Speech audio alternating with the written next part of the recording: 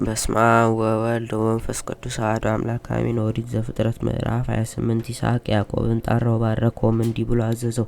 ከከነዓናውያን ሴቶች ልጆች ሚስትን አታግባ። ተነሳና ወደ እናትና ወደ አባት ባቱኤል ቤት ወደ ሁለቱ ወንዞች መካከል ሂድ። ከዚያም ከእናት ከርብቃ ወንድም ከላባ ሴቶች ልጆች ሚስትን አግባ። አምላኬ ከአንተ ጋር ይሂድ፣ ከፍ ከፍም ያድርግ፣ ይባርክ፣ ያብዛ፣ ብዙ ሕዝብም ይሁን። ስደተኛ ሁን። የተቀመጥክባትን እግዚአብሔር ለአብርሃም የሰጣትን ምድር ትወርስ ዘንድ የአባቴ አብርሃምን በረከት ለአንተ ይስጥህ፣ ከአንተም በኋላ ለዘር ይስሐቅም ለልጁ ለያዕቆብ ላክ። ለእርሱም ያዕቆብና የዔሳው እናት ርብቃ ወንድም የሚሆን የሶርያዊ የባቱኤል ልጅ ላባ ወዳለበት ወደ ሁለቱ ወንዞች መካከል ሄደ። ኤሳው ሌላ ሚስት ማግባቱ ኤሳው ይስሐቅንና ያዕቆብን እንደባረከው ባየ ጊዜ ከዚያ ሚስትን አገባ ዘንድ ወደ ሁለቱ ሶርያ ወንዞች መካከል እንደላከው ባረከውም። ከከነዓን ሴቶች ልጆች ሚስትን አታግባ ብሎ እንዳዘዘው ያዕቆብም ለአባቱና የእናቱን ቃል ሰምቶ ወደ ሁለቱ ወንዞች መካከል እንደሄደ የከነዓናውያንም ሴቶች ልጆች በአባቱ በይስሐቅ ፊት የተጣሉ እንደሆኑ ኤሳው ባየ ጊዜ ኤሳው ወደ ኢስማኤል ሄደ። ቤሴሞትንም በፊቱ ካሉ ሚስቶች ጋር ሚስት ትሆነው ዘንድ ወሰዳት።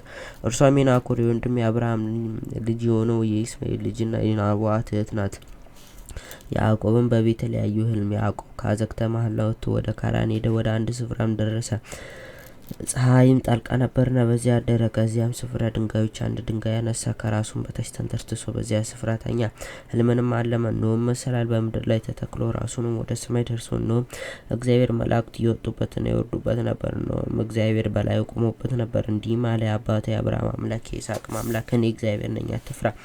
ይህችን አንተ የተኛህባትን ምድር ለአንተም ለዘርህ እሰጥሃለሁ። ዘርህም እንደ ባህር አሸዋ እስከ ባህርና እስከ አዜብ እስከ መስዕና እስከ ምስራቅ ይበዛል ይሞላል። የምድርንም ሕዝቦች ሁሉ በአንተ በዘር ይባረካሉ። እነሆም እኔ ከአንተ ጋር እሄዳለሁ፣ በምትሄድበት መንገድ ሁሉ እጠብቅሃለሁ፣ ወደዚያችም ምድር እመልስሃለሁ። የነገርሁህን ሁሉ እስካደርግልህ ድረስ አልተውህምና።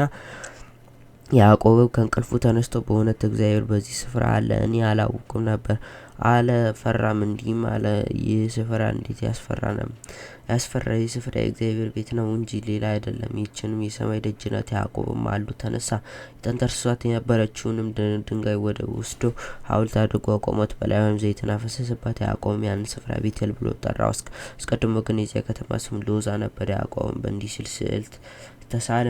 እግዚአብሔር ወይ ከእኔ ጋር ቢሆን በምትሄድባትም በዚች መንገድ ቢጠብቀኝ፣ የምበላውንም እንጀራ የምለብሰውንም ልብስ ቢሰጠኝ፣ ወደ አባቴ ቤትም በጤና ይመልሰኝ፣ እግዚአብሔር አምላክ ይሆንልኛል። ለሐውልት ያቆምኳት ይህች ድንጋይ እግዚአብሔር ቤት ትሆንልኛለች። ከሰጠኝም ሁሉ ለአንተ ከ10 እጅ አንዱን እሰጥሃለሁ።